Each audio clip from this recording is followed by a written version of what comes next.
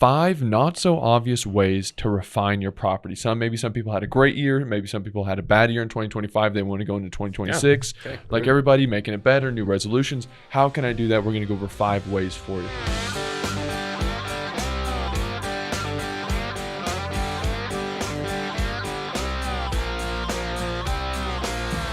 What's up, guys? Welcome back to another episode of the Vacation Rental Revolution podcast. I'm your host, Mr. Sean Moore. Yes, sir. And my co-host, Mr. Jake Sheehy. Yes, sir. Whiskey Wednesday. Yes, sir. Christmas Eve, Whiskey Wednesday. Yes. Love Happy it. holidays. Merry Christmas. Holidays, everybody. Great Heck yeah. time. Great time to be alive. Awesome. Blessed day. Wow. Amazing. What are we talking? Are we talking about anything like festive? Are we talking Nothing festive, man. We're keeping it educational here. Oh, man, we're keeping it serious. We're keeping it serious. So you tune into this for a reason, right? We're keeping it educational for these people. But Merry Christmas, Happy Holidays, of course.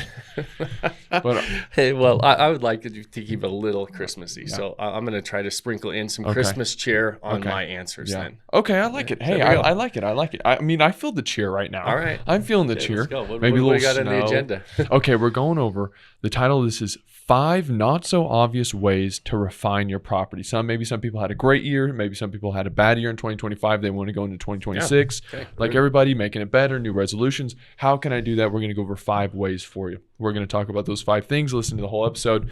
You'll get it. But of course, we got some great people to shout out. Let's go with the first one. Benjamin in Wasatch Rise in Salt Lake City, just down the road from us. Nice, yeah. Love it. Little bringing the old Wasatch Mountains to life. We got the snowboarding. We got That's really cool. Mountains in the fall. Look at that. I like. Is that Mike Whitfield right here? He's with the hot tub. Yeah. He's like putting these. It's because those aren't real windows, right? That's no. really cool. Yeah. I really like what he's doing there. It's Link in the fun. bio if you want to see this property. Link in bio. Great job, Ben. Just got that one launched in Salt Lake City, Utah, right in our backyard. So looks great and turned out amazing. So great job. Sir. And then we have, I believe this is Junior, at the Dawn in Tampa, Florida. Check this out. Yeah, that's a fun one. Right on the water. Yeah, like that. Junior put that spa feel together on the property. That's what I was about to say. You feel like you're just going right into the spa with everything going on there. Yeah. Pretty awesome wellness retreat there in Tampa. I feel like he really niched this one down, in my opinion. I don't really see a lot of things where it's like, I mean, look at these like massage chairs. He's got this picture. It really gives this vibe of health and wellness. I love how he niched this down. Yeah. Really great job. Love those. Link in bio if you want to check Link them in out. bio, both of them. As always, success leaves clues. Go check out good, successful properties. Yes, sir. Well executed. Yes, sir. All right, let's jump right in here. The number one. This is not so obvious, right? But if we look at these 2 properties, they did a great job. They did this. So maybe these people aren't. If you're listening, maybe you're not doing this. You need to choose who you're going to refine it for. True or false, right? Best ways to niche it down. 100% true. Target audience. Target audience, absolutely. So let's go over this. What's the best way to niche it down? Is there a certain amount of questions you should ask, or should you just go, what do I love and who do I know that I could speak to?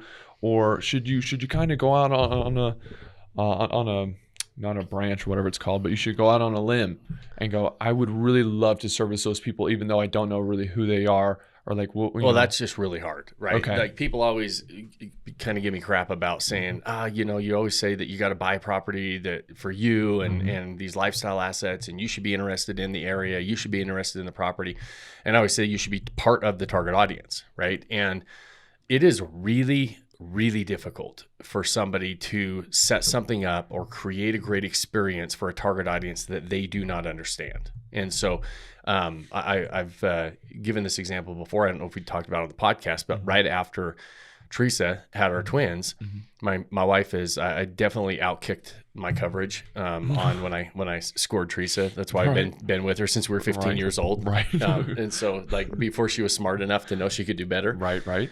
And so, but I had this.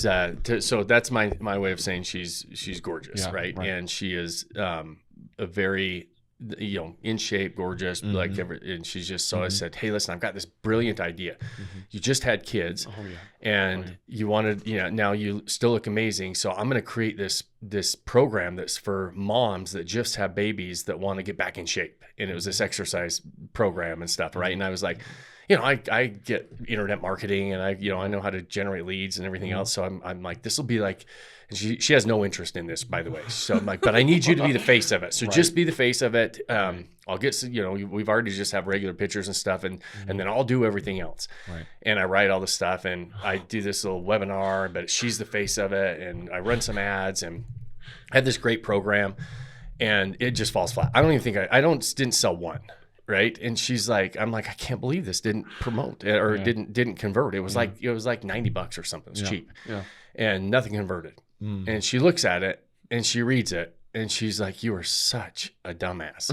She said, I would never say that. Do you think that a mom wants to hear this? Do you think that a mom that just isn't feeling super pretty or whatever else wants to hear this? And, I would never talk to another mom like that. And so my point of that is, it was a quick lesson of, I don't understand that target audience. Right. And so my messaging is not going to resonate. It's going to fall flat. And so even though that target audience is probably pretty good opportunity, a good idea, everything else. And so, going out on a limb when you're selecting your target audience is not really a good idea, because you're going to do, even though there might be a great opportunity for a certain target audience, if you don't understand them, you're going to do a pretty bad job of it. Right.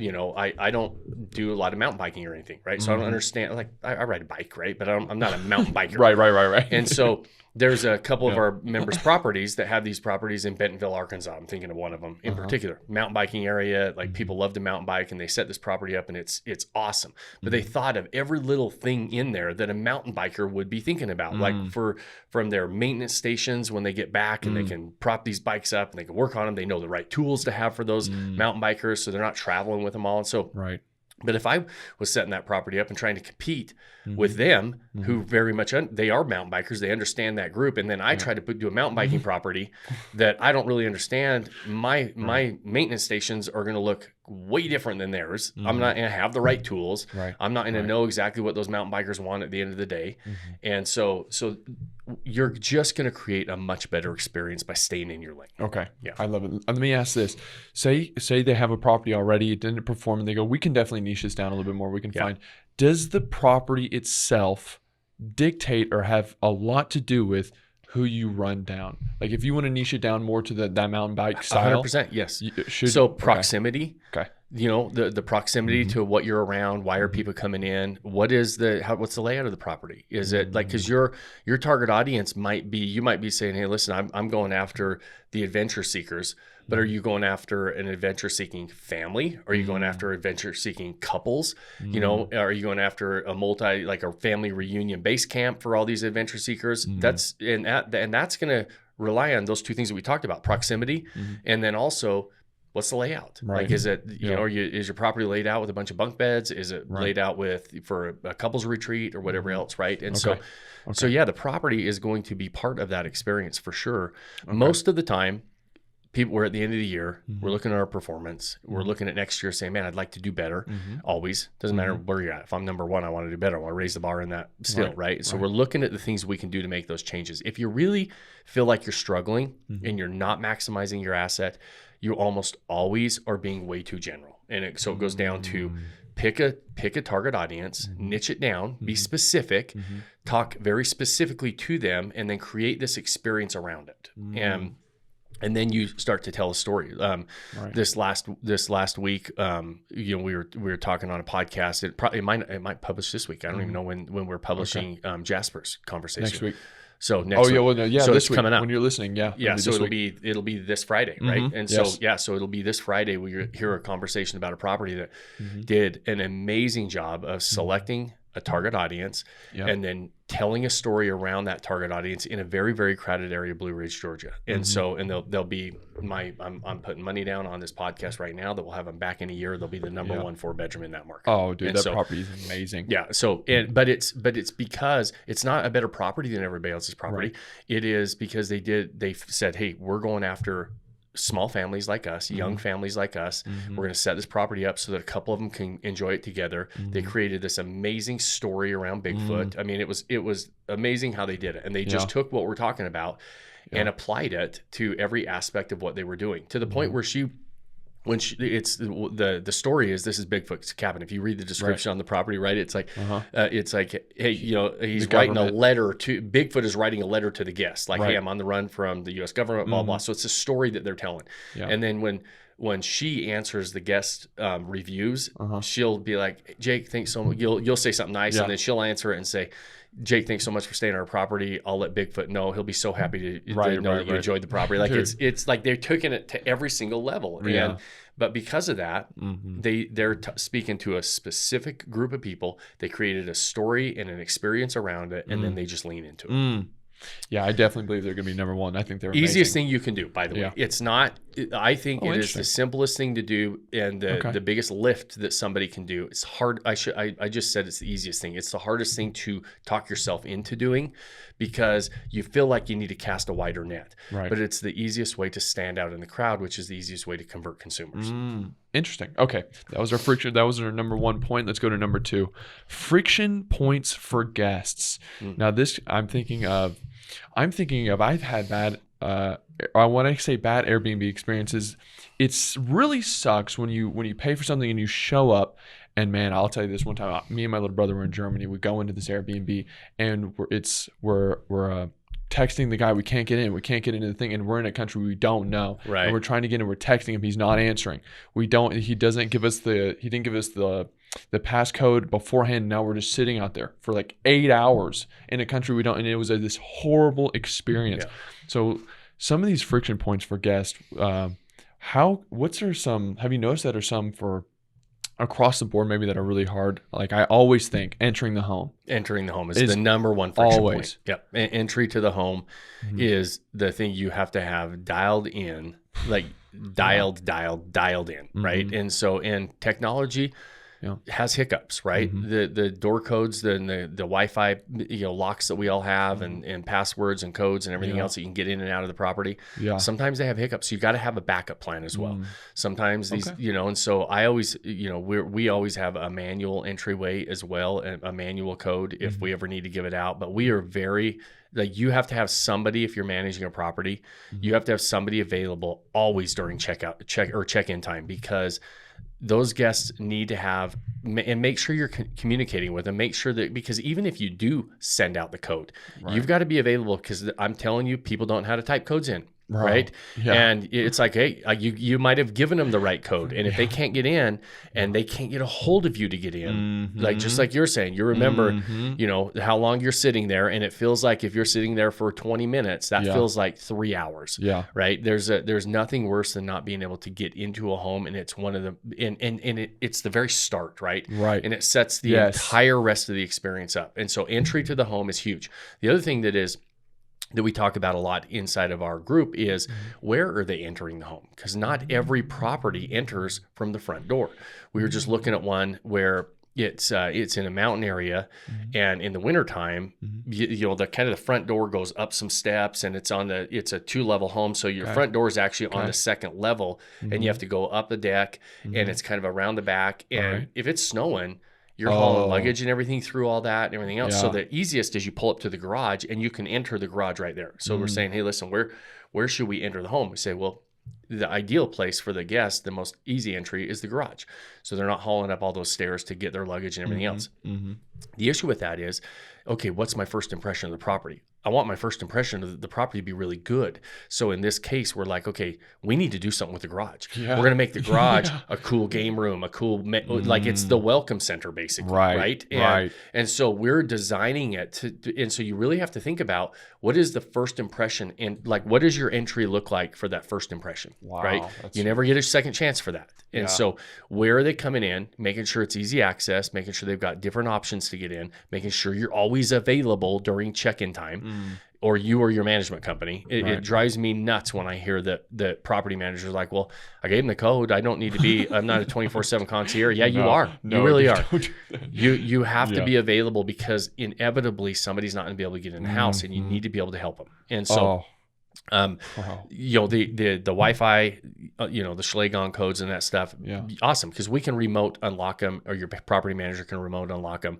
But sometimes there's something wrong with technology and it doesn't work. So I always have one of those master, combination locks that have a key in it. Yeah. And if we need to give the code out for that, we do, right? Yeah. We don't give that to everybody, but if they call and we can't get it unlocked for them, there's a key in there, right? And everybody can use that. And so we make sure that that's available, but the entry needs to be, that's really good, like not only frictionless, but also that first impression. Like, what are we doing to create that first impression on the entry point? It's not always your front door. Yeah, that's a really good. And I'm thinking about like, man, a completely different style here, but like when you walk into like a hotel, they usually have the big bouquet of flowers. Yeah. They have maybe some music playing. It gives that first impression. So I didn't even think about that when someone first walks in. That kind of ties into our next point here. Let's go into this sound and smell. Yeah. I mean, I think this is huge, and I know we do the scent diffuser, so we got to plug that at some point. But why? I mean, I would think smell. Is one of the most overlooked things, in my opinion. 100%. There's so few, and it's the right scent and the right scent systems. They're expensive. They're full HVAC systems, right? They're full. You bolt them on your HVAC system, the same as you would walk into, any hotel, any hotel brand. They know how much emotion scent evokes in people, and the memory it evokes, the experience it evokes, and you want to be a part of that, right? There's a reason why every hotel brand, every department store you go into has their own scent, right? And so when you go into these, there's a reason they spend the money on that stuff, and it's not a bunch of candles burning. It's not a bunch of plugins that have this kind of, really strong smell in one area, and you're hoping it goes through the rest of the house. You need to have this. We have this like immersive type of scent system throughout our HVAC, and it is like people remember it, and it evokes in our like a subconscious emotion that it can be calming, it can be energizing. There's all different types of scents that do different things, and whatever you're trying to do, and whatever kind of experience you've got in that property, we're going to suggest different types of scents. But you have this, it like becomes very memorable. And it immediately sets the tone that, man, I'm in a professional place. I'm in somewhere that's really taking this serious. And I would think the places when you mentioned department stores, I can immediately think of the smell of like an Abercrombie and Fitch. Everyone can think of like Bath and Body Works. These places that have a distinct smell, you remember it. And so that's huge. Okay, so let's go into now. Or let me first ask, how can people get these scent machines? Could I just do link in bio and then click and buy it? Or how can someone get these? You can't get them yet. You can't get them yet? Unless you're in our Vodyssey. We only sell them to our Vodyssey family right now. Well, so if you're a listener and you're part of our Vodyssey family, you know where to find them. Right. You run into the master class and we've got maybe join. Yeah. Maybe join and right get now, access to it. Right now we kind of keep them to ourselves. I love it. Yeah. All right, let's go into sound now. Now my thought process, maybe I'm wrong on this, would be if I'm by the beach, maybe I have a little sound machine that's making the sound of the waves because I can't have the windows open or whatever. Or if I'm in the mountains, maybe I have some cricket sounds or something playing. Is that kind of the thought process for sounds, or is it just music? What is that like? It's gonna be background noise, right? If you're gonna have sounds, you're gonna have something like, think of the elevator music, or you're just to your point, you might bring some of the outdoor sounds that are natural to the area to life, and so we don't always turn sound on. And so if we do, it's gonna be on some like very soft, like just music playing, depending on where and what. Like a lot of our properties, like my Georgia property I'm thinking about, it's always you hear the the frogs and the crickets and the cicadas or whatever time of day. I mean, something is making noise out there, right? And so you hear that. So we actually don't turn sound on there because you actually hear the natural sounds. There's water out there, right? And so that's another thing, that a good sound is water running or waves or something maybe you might have on a sound machine. So not always music playing. Sometimes it's usually the nature sounds of the area. Okay. I love it. Let's go into our next point. I think this is huge, man. Your photos. Some people have blurry photos, outdated photos, non-seasonal photos. And so let's kind of talk about that. But then also I want to hit on this point of quote unquote setting the scene, right? Some people, I've noticed maybe they don't want to do it because they feel almost guilty. Like, well, someone's not going to really have that out there. We're not going to be providing that. But is that something someone should feel guilty over, or is that a must have when you're taking these photos? No, I think it's a must-have, right? Okay. And so, and you're talking about like these are all things you're auditing on not so obvious ways to improve your performance, right? Right. And so, photos again, or something. Look at your photos. Mm-hmm. How's the photo shoot? If you had, this is your 24/7 sales rep, right? This is your photos are your only and main marketing assets, really. Okay. Consider them as, they're that important, and so. The problem with it is when you're talking about setting scenes, just so everybody's listening know what you're talking about. It's like when you set out the charcuterie board, the champagne glasses that are full of champagne, or the wine glasses, the beer, the barbecue's open, and things are going on, right? The drinks are out, the chips and dip are going on if I'm in a game room, or like we're setting all these scenes. And so what we're trying to do is set these scenes so it looks like the guest just walked away from the party, right? We don't want them to guess what they're going to be doing there. We're trying to show them what they're going to be doing and what they're going to be doing hanging out at that property. Now, anything that is perishable, like food or drinks and things like that, consumable like that, the guest is not expecting that to be there when they show up. Okay. But if I'm showing them some like cool decanters and glasses and things like that I'm using to set those things should be available so that they can actually pour the drink in that same glass, right? And so we had this one really cool whiskey decanter that somebody had, and it would look like a ski gondola. It was a ski town in Colorado. Okay. And they were like, and I'm like, that really needs to be there. They were going to take it back. It was kind of expensive. And when we were talking about it, and I shouldn't say it, they weren't going to take it back. They were asking the same question. And I was saying, that needs to be there because that's a cool part of having a glass of whiskey is being able to use that decanter. And it was actually a property that we just talked about. Steve and Maggie Schlakes in Steamboat Springs, right? Okay. A couple episodes ago. Yeah. And and you'll notice we were asking the same thing. It's like what has to be there or not be there, right? They had, and we were just talking about the mountain bike one, right? There's when the mountain bike one, or on Steve and Maggie's, it's a ski property and they have a ski locker, right? When you walk in, they've got the snowboards, the skis, putting your boots and your wet clothes, and you're showing it, right? You're showing that stuff's hanging up. The mountain bike one has the maintenance stations and everything, and there's a mountain bike on there. The guest doesn't think the mountain bike's going to be there or the skis are going to be there, but we're still setting that scene. I know that's not perishable, but that's you're still the station is there, and we're showing them that you can use this to fix your bike when you come as well, right? Okay. But if you feel like you need to disclose and say bikes aren't included, go ahead, right? Because sometimes bikes are. So some of those things you could make the argument that you probably want to be pretty clear that, hey, listen, the bikes don't come with the property, right? And so perishable, you don't need to pretty much make any disclosures.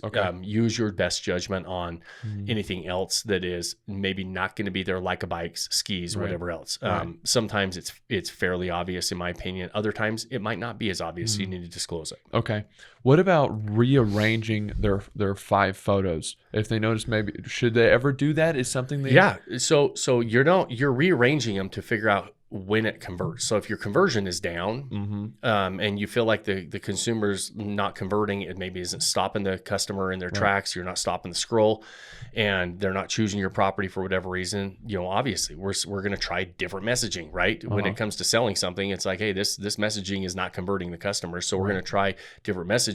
In our world, those photos are our different messaging, and so changing them up, right? And being able to say, maybe I need to highlight an outdoor area instead of the living room, maybe I need to highlight a bedroom instead of the outdoor area, whatever it is. You want to change it up. Once you know what converts, then you roll with it. You stick with it. Yeah, you're not changing it up. Okay, last one here. Let's go into final impression. I can think of a time, I told you on this podcast this summer, we went and they gave us a binder full of checkout stuff, all these things. The final impression, just as important in my opinion as the first one. You're leaving. If you leave with a sour attitude, a bad taste in your mouth, that I think would ruin it. Have you noticed that there's some things that maybe people are doing that could be putting a sour taste in the person's mind? I think it's what happened to you guys. It was just a laundry list of things you had to do. Yes. You're like, hey, listen, we're paying a cleaning fee, but we want you to take the trash out, wash the dishes, do the laundry. Dude, it was so terrible. It was terrible. And I think that I don't even ask them. I don't ask my guests to do anything. I say, hey, listen, we hope you enjoyed it. You know, like there's nothing that we ask our guests to do, even take the garbage out, right? You'd be shocked at how many people take garbage out and even start your dishes and stuff like that. They do it naturally anyways. They're either going to do it naturally, and the ones that don't do it, they're going to be mad that you asked them to do it. Right. And so exactly. Yes. We just say, hey, listen, you know, hey, get out of here, have fun, make sure that you come back soon and travel safe. And it's and we don't, the worst thing is these laundry list of things to do. Airbnb doesn't, they know that the consumers don't like it. They really try to crack down and discourage against it as well. Vrbo, same thing. They're like, listen, you don't ask the guests to do 50 different things up on checkout, right? There are certain properties that you kind of need to, right? And that maybe the trash is one that needs to be taken out, or it needs to be locked up. You know, maybe you're in an area with wildlife that can get into the trash. So you know, maybe simple things like that just, you know, that needs to be done. But people are going to be like, yeah, I understand why. Like, and usually if we do ask them to do something, we actually tell them why, right? It's like the old adage that a lot of times people like, if you give somebody a reason why you're doing something, have you seen that study when somebody butts in line? And I think you've talked about this before, but I don't know the numbers. But the person would butt in line and say nothing, and people were all mad, right? And then the lady would butt in line and give them a reason why, and they're like, "Oh yeah, absolutely." She's like, "I'm going to be late for my plane. Can I butt in line?" Right? I've had that happen at TSA before, right? And you're like, "Yeah, go ahead." And then she started saying, you know, "Can I butt in line because I'm wearing blue socks today?" And she would give them this crazy reason, and people were still like, "Oh yeah, absolutely, go ahead." As long as you give them a reason why, like we do give them a good reason why. But so if I ask somebody to do something on it, like that needs to be done at certain properties, then we'll say, "Would you mind doing this?" And here's why. That we ask, and people are like, "Oh, like not a problem, not a problem." I can do that. Yeah. I love it. All right, those were our 5 things. Quick episode. We're done. Happy holidays. Okay. Well, that was it. Okay. We got to wrap it up. Short, sweet Christmas Eve episode. Yes, sir. So, guys, we hope you have a very, very Merry Christmas. We appreciate you spending the beginning of it with us today and listening in. And so, as always, we appreciate you spending your time with us. If you have anybody that would like to be part of these conversations, share the show. Those things help us. Like it, review it, whatever platform you're watching or listening on. Those things help us as well. And they're always very, very much appreciated. Again, we hope you have a very, very Merry Christmas. And we will be back for our New Year's Eve episode, right? 2026 predictions, going to go after it. Very excited. So we still have one more before the first of the year, and Yes, so sir. we'll see you guys next week. But we appreciate you as always. Pick that one thing you can do today. Start building that life you don't want to take a vacation from. Cheers, my friends. Cheers. Cheers, buddy. Thanks for joining us on this episode of the Vacation Rental Revolution podcast. Share this with other people you think need to hear about it. And don't forget to subscribe and leave us a review.